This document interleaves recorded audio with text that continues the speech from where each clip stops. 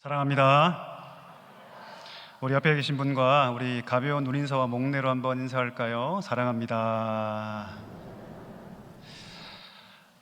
오늘도 하나님의 은혜를 사모하며 우리 현장으로 또 각 가정에서 온라인으로 예배하시는 우리 중년의 모든 성도들에게 이 말씀을 통해서 주의 은혜가 충만하게 임하기를 간절히 소망합니다. 여러분, 저는 대학교 다닐 때 미랄 선교단이라는 장애인 단체에서 선교 사역을 감당한 적이 있습니다. 그때 장애인 관련해서 여러 가지 사역들을 했었는데요. 그 여러 가지 사역들 중에 가장 기억에 남는 사역이 있습니다. 그 사역은 무엇이냐면 제가 장애인 사역이라고 불리는 건데, 말 그대로 제가 집에 계시는 중증의 장애인들을 위해서 하는 사역입니다. 가족이나 혹은 여타 다른 사람들의 도움이 없이는 집 밖으로 나오는 것이 거의 불가능한 중증의 제가 장애인들을 모시고 근처 교회나 아니면 그분들이 평소에 가고 싶었던 교회에 모시고 가서 함께 예배드리고, 또 예배가 끝나면 그분들을 휠체어에 앉히고 다시 그대로 집으로 모시고 오는 그런 사역이었습니다. 지금처럼 실시간 영상 시스템이 거의 없던 그런 시절이라 정말 하루 온종일 집에 계셔야 하는 그분들에게 있어서 이 현장에 나와서 예배하는 것은 그분들에게 가장 큰 바람 중에 하나였습니다. 제가 아직까지도 기억하는 것은 무엇이냐면 그분들의 예배하는 모습입니다. 그 옆에서 보통 앞자리에 앉지 못하고 보통 맨 뒷자리에 휠체어를 고정시키고 예배를 드리는데요, 그분 옆자리에 앉아서 그분들의 예배드리는 모습을 보면 너무나 은혜가 됩니다. 찬양을 부르고 또 말씀을 경건하게 듣는 그 모습을 보면서 얼마나 행복해하는지, 그 모습을 보면 그 자체가 너무나 은혜가 됩니다. 그렇게 예배가 다 끝나고 다시 휠체어를 밀고 이렇게 오면서 예배에 대해서 또 오늘 느낀 점에 대해서 이것저것 말씀을 함께 나누는데, 그때는 마치 그 어린아이가 소풍 다녀오면 그 마음에 여전히 그 기쁨이 있어서 막 그 기쁨을 주체하지 못하는 것과 똑같이 그렇게 행복해 보일 수가 없었습니다. 여러분, 오늘 본문에도 제가 그렇게 만났던 한 장애인과 같은 그런 사람이 오늘 본문에도 등장을 합니다. 이 사람은 자신의 힘으로는 도저히 예수님께로 갈 수 없었던 사람이죠. 그런데 이 사람은 결과적으로는 예수님 만납니다. 그러나 그 방법이 너무나 독특하고 놀라운 방법으로 예수님을 만나죠. 그가 예수님 만난 방법은 우리가 이미 알고 있고 성경에 소개된 그런 방법과는 사뭇 달랐습니다. 예수님이 지나가신다는 소리를 듣고 예수님 나를 불쌍히 여주옵소서라고 외쳤던 그 소경 거지 바디메오와 같지도 않았고, 자신의 키가 작아서 돌 무화과 나무에 올라가야 했던 삭개오 같은 방법도 아니었고, 부자 청년처럼 스스로 제 발로 걸어와서 예수님을 찾았던 것도 아니었습니다. 오늘 본문에 보면 사실 이 장애인은 사실 한 것이 아무것도 없습니다. 무엇을 하고 싶어도 할 수 없는 처지였죠. 그 이유가 무엇입니까? 그는 아주 중증의 장애인, 중풍병자였기 때문입니다. 오늘 본문을 잘 살펴보면 그 전후 맥락에 따라서 이 중풍병자가 얼마나 심각한 상황에 있었던가를 우리가 미루어 짐작해 알 수 있는데요, 그는 아마도 사지를 거의 쓰지 못하는 그런 상황에 있었던 것 같습니다. 그저 침상에 누워서 꼼짝달싹 하지 못하고 그냥 하루하루 누가 챙겨주는 그런 밥을 먹으면서 그냥 하루하루 연명해가는 정도의 삶을 살았던 것으로 충분히 짐작할 수 있습니다. 쉽게 우리가 이해할 수 있는 말로 바꿔 얘기하면 반신불수의 환자, 이렇게 우리가 설명할 수 있을 것입니다. 그런데 본문을 보면 이렇게 암담한 상황에 처했던 이 장애인, 이 중풍병자 환자가 예수님을 만납니다. 그리고 예수님 만나는 동시에 그가 모든 병에서 노임을 얻게 되고, 더 나아가서 그가 구원을 얻게 됩니다. 그것뿐입니까? 그 일련의 모든 이 일들을 통해서 이 구원의 현장 속에서 그 구원의 사건을 예수님께서 사용하셔서 예수님 당신께서 자신이 어떤 분이신가를 온 세상에, 온 천하에 알리시는 중요한 도구로 사용되게 되는 거죠. 여러분, 그럼 어떻게 꼼짝도 할 수 없었던 이 사람이 예수님을 만나게 되었고 평생 그가 짐처럼 가지고 있던 그 중풍병에서 노임을 받게 되었으며 어떻게 영혼의 구원까지 그가 얻을 수 있게 되었을까요? 오늘 본문은 그 중요한 이유를 소개하는데 그 중풍병자에게 선한 이웃들이 있었기 때문입니다. 오늘 본문을 한번 보십시오. 5장 18절을 보시면 그 중풍병자를 사람들이 침상에 메고 예수님께로 데리고 왔다라고 기록합니다. 이 본문의 병행구절인 마가복음 2장 23절에서는 이 사실을 좀 더 구체적으로 기록하는데요. 어떻게 기록하고 있냐면 사람들이 한 중풍병자를 4명에게 메워서 4사람에게 메워서 예수님께로 데리고 왔다라고 아주 자세하게 마가복음에서는 기록하고 있습니다. 이 사람의 상황은 아주 절망적이었죠. 만약 여러분 우리가 그런 상황에 처한다면 우리 몸이, 우리 사지가 전혀 힘을 쓸 수 없고 내가 누군가가 먹여주지 않으면 혹은 내 뒤처리를 해주지 않으면 살아갈 수 없는 그런 존재에 있다면 얼마나 힘들겠습니까, 여러분? 이 절망적인 중풍병자에게 참 감사한 것은 그에게 선한 이웃이 있었던 것입니다. 그들은 이 중풍병자의 아픔을 자기 아픔으로 느낍니다. 그의 그 애타는 상황을 자기의 상황으로 여기죠. 한번 생각해 보십시오, 여러분. 만약 가까운 거리에 예수님이 계셨다면 그들은 침상이라는 아주 힘든 방법을 사용하지 않았을 것 같아요. 그저 장정 2명 정도가 그를 업거나 그를 안고 지금 예수님 계신 곳에 아마 왔을 것입니다. 그런데 지금 2사람도 아니고 4사람이나 그것도 그 무거운 침상까지 동원되어서 오늘 예수님을 만나러 온 것을 보면 우리가 무엇을 짐작할 수 있냐면 굉장히 먼 거리에서 왔구나. 먼 거리에서 왔구나. 멀리서부터 예수님 만나게 하고 싶어서 이 중풍병자를 지금 데리고 온 것이구나 짐작할 수 있습니다. 여러분, 이 4명의 이웃들은요, 그들이 감내해야 할 그 고통과 어려움들을 마다하지 않았습니다. 불평 한마디 없이 이 중풍병자를 위해서 기꺼이 자신의 가진 힘과 시간과 에너지와 열정을 그 중풍병자에게 고스란히 내어줍니다. 한번 생각해 볼까요? 어떤 마음으로 이 4명의 이웃들은 어떤 마음으로 이런 일을 했을까요? 여러분, 성경은 이 4명의 사람이 어떤 마음으로 이 일을 했는지 사실 자세하게 기록하고 있지는 않지만 우리는 충분히 그 마음이 무엇인지 우리는 미루어 짐작할 수 있습니다. 여러분, 이 4명에게 반드시 2가지 마음이 있었던 것 같아요. 첫 번째 마음이 무엇이냐면 이 중풍병자를 향한 긍휼의 마음입니다. 지난 우리 금요 집회 때 우리 김성 목사님께서 긍휼의 마음이 무엇인지 참 잘 설명해 주셨어요. 아마 금요 집회에 오신 분들은 아마 이 긍휼이라는 단어가 아직까지 그 마음 가운데 선명하게 있을 텐데, 이 긍휼이란 무엇입니까? 대상과 내가 심정적으로 온전히 하나 되어서 그 사람의 아픔이 내 아픔이 되는 것이 무엇입니까? 긍휼입니다. 이 긍휼의 조건이 있는데 그 긍휼의 조건은 무엇이냐면 그 대상을 반드시 사랑해야 합니다. 바꿔 얘기하면 그 대상을 사랑하지 않으면 나는 결코 그 사람을 긍휼히 볼 수 없어요. 그 사람의 아픔이 나의 아픔이 될 수 없다는 거죠. 그렇게 그를 사랑하게 되고 그 대상에 대해서 내가 긍휼한 마음을 가지게 되면 그 상대방의 아픔에 대해서 내가 아무것도 하지 않는 것이 오히려 내게 더 큰 아픔이 됩니다. 상대방이 너무 힘들고 아파요. 내가 아무것도 하지 않아요. 그것이 자체가 고통이 되는 거죠.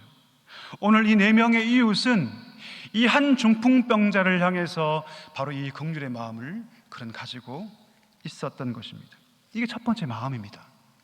두 번째 마음이 있어야 하는데 그것은 무엇이냐면 예수님에 대한 분명한 믿음입니다. 여러분, 생각해 보십시오.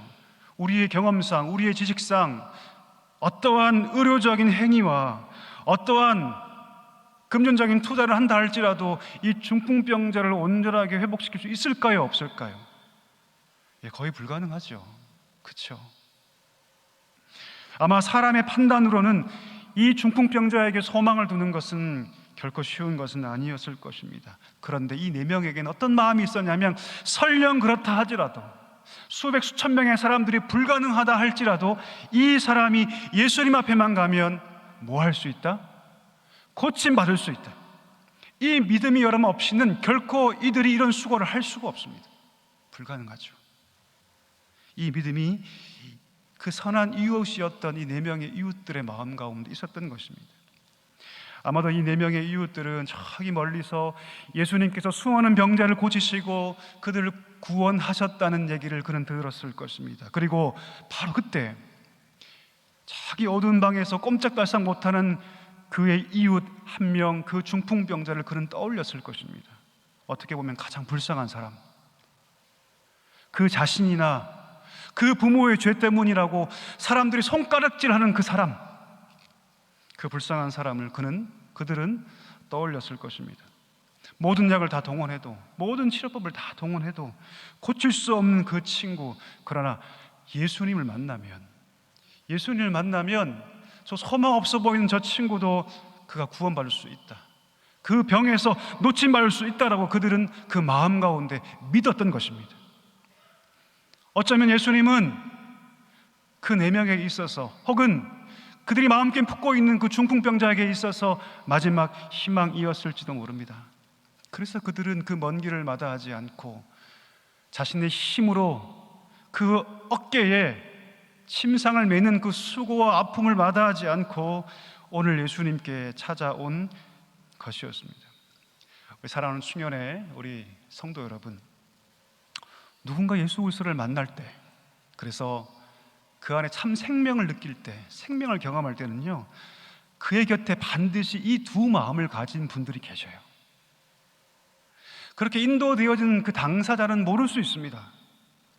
그러나 반드시 그렇게 그 사람을 하나님 품으로 인도하는 그 현장에는 반드시 이 두 마음을 가진 자, 그리스도의 그 긍휼의 마음을 가진 자, 더 나아가서 이 영혼이 하나님께 인도만 되어진다면 그가 반드시 구원받을 수 있을 것이라는 분명한 믿음을 가진 사람들의 헌신이 바로 그 옆에 있었다는 사실을 우리는 반드시 알아야 한다는 것입니다.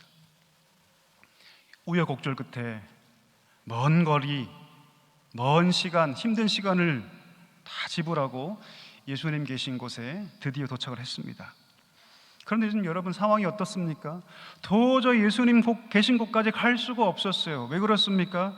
너무나 사람들이 많아서 갈 수가 없었죠. 이미 예수님의 소문을 듣고 예수님을 견제하고 예수님을 향하여 불신의 가지고 있던 수많은 율법사들과 종교 지도자들 뿐 아니라 병들린 사람들, 심지어 구경꾼들, 마을 사람들까지 다 몰려들어서 이제는 앉기는커녕 들어갈 수 없는 그런 지경이었습니다.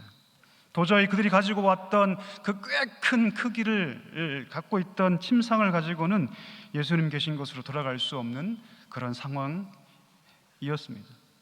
거기에 있는 사람들에게 이 보게들 당신들보다 몇 배는 더 불쌍한 처지에 있는 이 중풍병자가 있으니 제발 비켜주시오라고 말할 수 있는 상황도 아니었을 것입니다. 한번 생각해 보십시오.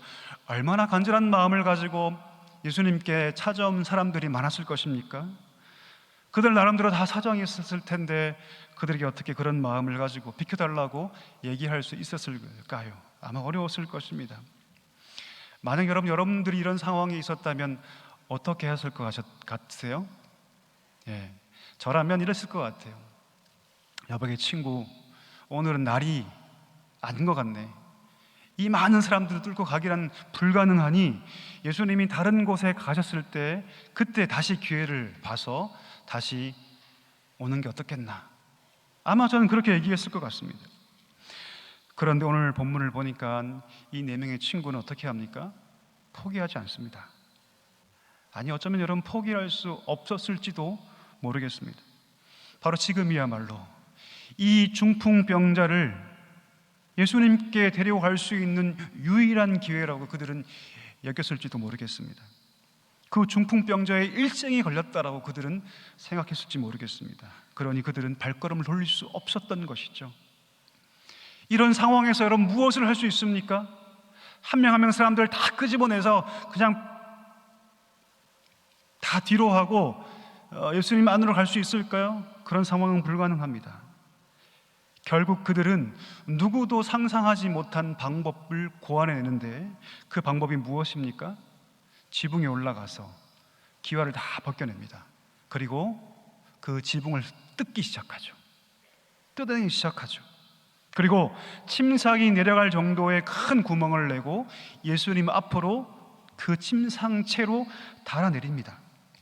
여러분, 제가 좀 말이 점잖게 표현한 거지 그 상황을 한번 생각해 보십시오. 온갖 굉음과 먼지와 소음이 납니다. 어떤 상황이었을까요? 아마 난리법석이 일어났을 것입니다. 어떻게 이럴 수 있을까요, 여러분? 자기의 문제도 아닌데, 내 문제도 아니고 그저 한 명의 아픈 중풍병자의 사연일 뿐인데 어떻게 이 4명의 이웃들은 지붕을 뜯을 정도의 열심을 낼 수 있을까요? 답은 하나입니다, 여러분. 그것은 무엇이냐면 그만큼 이 내 이웃이 중풍병자를 사랑한 거예요. 다른 것에서는 답을 찾을 수가 없습니다.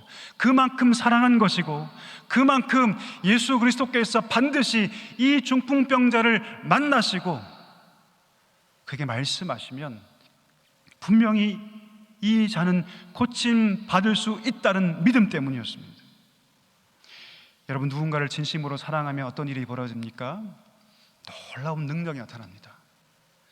누군가를 진심으로 사랑하면 여러분 없던 생각이 생기고 놀라운 창의력이 생기며, 누군가를 진심으로 사랑하게 되면 내 심장이 뛰기 시작하고 내가 과거에 한 번도 하지 못했던 일들을 쉽게 하기 시작합니다. 여러분, 손양원 목사님 잘 알고 계시죠? 손양원 목사님, 사랑의 원자탄, 한 번쯤은 들어보셨을 것입니다.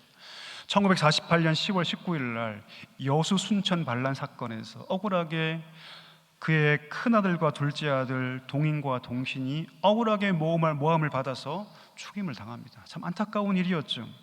그 모든 반란 사건이 다 진압된 후에 그 아들을 죽인 그 공범 중에 한 명이었던 안재선이라는 사람이 붙잡혀서 총살당하게 되었다는 소식을 듣게 됩니다.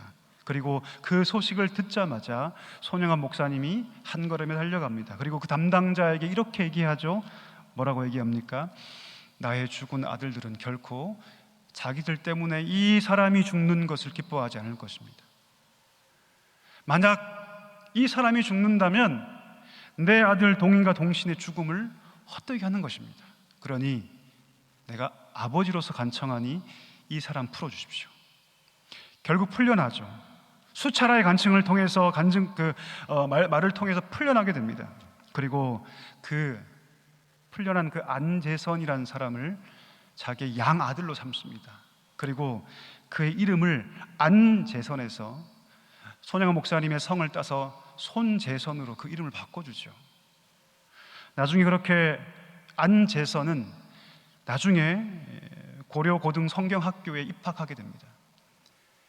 그 양아버지 손영환 목사님의 그 신앙을 이어받아서 목회자가 되기 위해서 성경학교에 입학하죠. 그러나 수많은 사람들의 따가운 시선 때문에 결국 목회자가 되지는 못합니다. 나중에 46세 정도의 이 안재선 씨가 사망하게 되는데 나중에 그의 아들에게 마지막에 이렇게 유지를 남깁니다. 아들아, 나는 목회자가 되지 못했으니 너는 목회자가 되거라.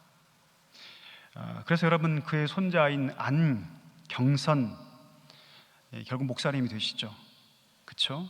지금 경남 함안에 있는 그 손영환 목사님 기념관에서 지금 사역하고 계시죠. 그의 손자입니다. 손 목사님의 양손자 안경선 목사님. 여러분, 손영환 목사님이 자기 아들을 2명이나 죽인 그 안재선 씨를 자기 양아들로 삼을 수 있었던 놀라운 능력, 그 능력은 여러분 다른 곳에 있는 것이 아닙니다. 그분이 목회자였기 때문에 수많은 사람들이 날 지금 보고 있고 내가 목회자로서 잘 처신해야 되기 때문에 아닙니다. 단 한 가지 이유는 무엇이냐면 죄악 속에 망해가는 그 한 영혼이 불쌍하고 너무나 사랑한 나머지 그 영혼을 향한 긍휼한 마음이 그 마음 가운데 있었기 때문입니다. 그 한 잃어버린 영혼을 향한 그 뜨거운 마음이 이어져서 지금 복음의 씨앗이 발아오고 열매가 맺어서 안경선 목사님이 목회자가 되고 그분을 통해서 수많은 영혼들이 하나님께 돌아오는 일들을 보게 되었던 것이죠. 여러분, 사랑에는 능력이 있습니다. 사랑의 능력이 있죠. 사랑하게 되면 불가능하다고 여겼던 것들이 가능하게 됩니다. 나는 평생 죽었다 깨어나 저 일 할 수 없을 거야 느꼈던 것들이 쉬워집니다. 가능해지죠. 세상의 능력이 돈의 능력, 지위의 능력, 명예의 능력이라면 복음의 능력은 그 핵심은 사랑입니다. 하나님의 사랑에 압도되어서 그 사랑이 충만하게 거하는 그 사람이 그 사랑의 힘으로 지금껏 내가 한 번도 해보지 못하고 한 번도 경험하지 못한 놀라운 능력을 행하게 되는 것, 이것이 복음의 능력이고 우리가 믿는 신앙의 핵심인 것이죠. 오늘 이 4명의 친구가 어느 누구도 생각하지 못했던 방법으로 오늘 이 한 명의 중풍병자를 하나님께 인도했던 것은 그 마음 가운데 하나님의 사랑으로 충만했기 때문입니다. 이 사랑이 시작점이 돼서 결국 사람을 살리는 일들이 이루어지게 된 것이죠. 우리 사랑하는 충현의 모든 성도 여러분, 우리 심령 가운데 이 사랑이 충만하게 회복될 수 있기를 간절히 소망합니다. 여러분, 이 사랑은요, 아무리 인간적으로 내가 사랑해야지 해서 얻을 수 있는 것이 아닙니다. 오로지 하나님의 사랑에 압도된 자만이, 아멘이십니까? 하나님의 사랑이 그 마음 가운데 충만하게 임한 자만이 그 사랑이 흘러넘쳐서 이웃을 향한 긍휼의 자리까지 가게 되는 것입니다. 이 사랑으로 영혼이 회복되고 하나님께 인도되며 이 사랑으로 주어하는 영혼이 하나님의 놀라운 구원의 역사를 경험하게 되는 것이죠. 바라긴 우리를 통해서 이런 일들이 일어나기를 간절히 소망합니다. 여러분, 이 모든 과정에서 예수님 어떻게 반응하십니까? 여러분, 성경은 이렇게 말씀하십니다.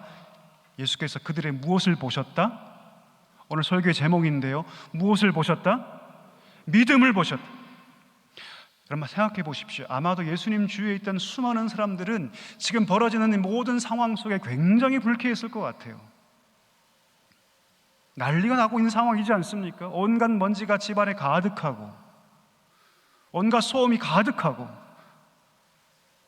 그러니 여러분, 예수님 주위에 있던 사람들은 굉장히 불쾌했을 것입니다. 근데 예수님은 무엇만 보셨다? 믿음만 보셨습니다.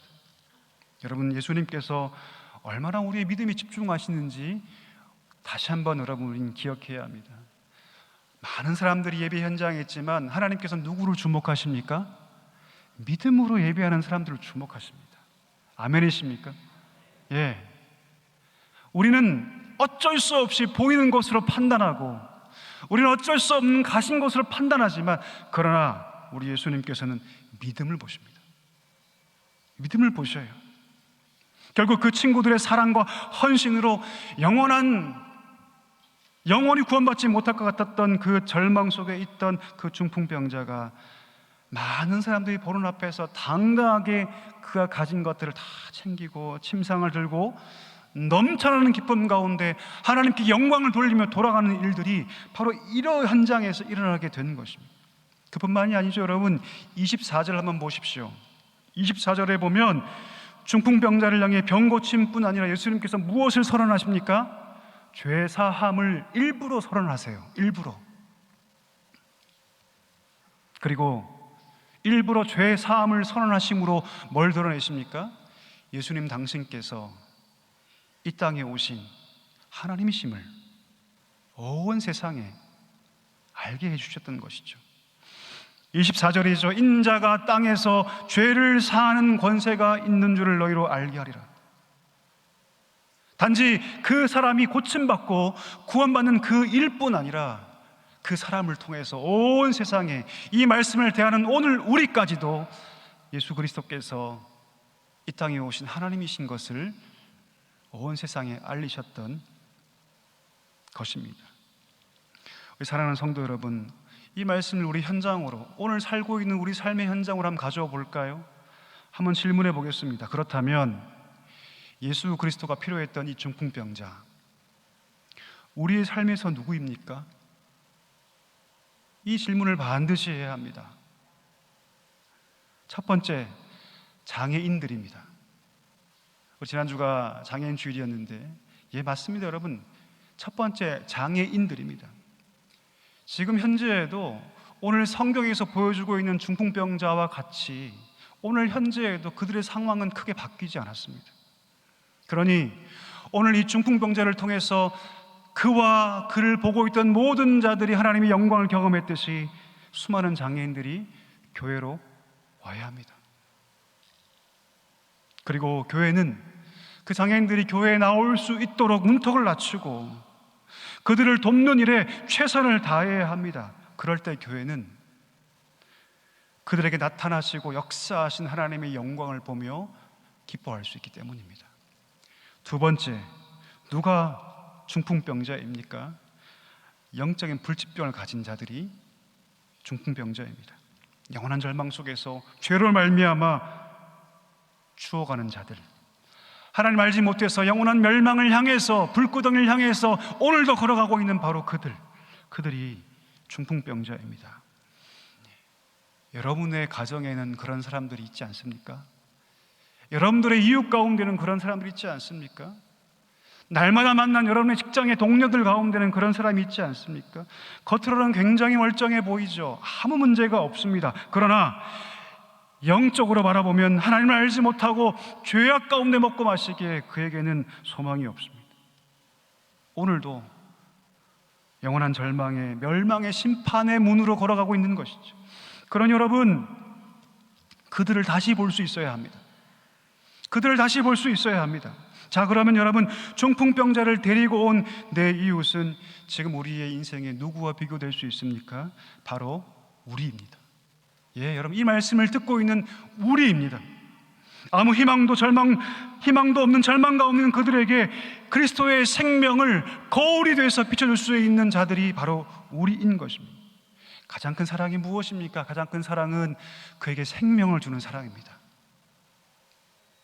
사람을 살리는 유일한 길은 다른 곳에 있지 않습니다. 오직 그리스도 안에밖에 있지 않습니다.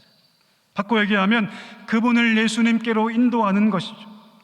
요한복음 17장 3절 말씀, 영생은 곧 유일하신 참 하나님과 그가 보내신 자 예수 그리스도를 아는 것이니라. 먼 길을 마다하지 않고 침상을 메고 와서 기와를 벗겨내고 지붕을 뚫고 예수님께 그 비참하게 살아갔던 그 중풍병자를 달아내렸던 그 4명이야말로 인간으로 볼 수 있는 최고의 사랑의 모습인 것입니다. 사랑하는 충현의 모든 성도 여러분, 우리 주위에 예수 그리스도를 만나야 할 분들이 있다면, 그리고 그분들이 우리 가족 가운데 있다면, 우리 이웃 가운데 있다면, 우리의 동료들 가운데 있다면, 우리 자녀라면, 여러분, 이제 우리가 일어서야 합니다. 그들에게 복음을 전하고 주님께 인도해야 합니다. 지금까지 내 혼자 해서 버거웠다면 믿음의 동역자들과 함께 그 일을 함께 합쳐해야 되고, 내가 아끼고 사랑하는 자들이 그 멸망의 문을 통과하지 않도록, 그 안타까운 일들이 내 가족 가운데 일어나지 않도록, 내 이웃 가운데 일어나지 않도록 여러분, 오늘 힘을 다해 노력해야 할 것입니다. 하나님께서 그 일을 책임져 주실 줄 믿습니다. 우리가 할 일은 무엇입니까? 침상을 메고 먼 길을 마다하지 않고 기와를 벗겨내고, 사람들이 내게 무엇라 말을 해도 내가 저를 예수님 만나게 해야 되겠다, 그 뜨거운 열심으로 주님께 달아내리는 것, 이것이 여러분 우리가 해야 할 일인 줄 믿습니다. 여러분, 우리에겐 빚이 있죠. 어떤 빚입니까? 복음의 빚이 있습니다.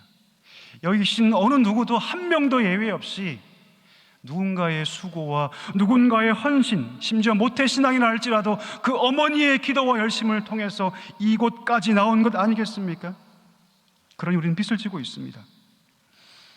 바꿔 얘기하면 우리가 거저받았고 누군가의 눈물과 혹은 피와 땀을 통해서 내가 이 자리까지 올 수 있게 되었다면 나도 누군가에게 그 빚을 갚아야 할 책임이 우리 가운데 있다라는 것이죠. 그래서 바울은 여러분 로마서 1장 14절에서 이렇게 얘기합니다. 내가 헬라인이나 야만인이나 지혜 있는 자나 지혜 없는 자나 내가 다 빚진 자다. 그런 여러분, 무언가 우월감으로 복음 전하지 않았습니다. 내가 똑똑하니까, 내가 가진 것이 많고 배운 것이 많으니까 내가 복음 전해야지 생각하지 않았습니다. 그는 어떻게 복음을 전했습니까? 빚진 자의 심령으로 내가 거저받았으니 그 받은 것이 세상에 가장 어떠한 가치 있는 것보다 비교할 수 없는 구원을 선물로 받았으니 내가 그 빚을 갚겠다. 그 마음으로 그가 나아갔던 것이죠. 사랑하는 여러분, 지금 여러분이 누군가의 헌신으로, 누군가의 눈물의 기도로, 누군가의 그 수고를 마다하지 않는 그 사랑과 열정으로 내가 지금 여기에 있는 것이라면 여러분 그 빚을 갚을 수 있기를 간절히 소망합니다. 하나님이 이 일을 위해서 우리를 불러주셨어요.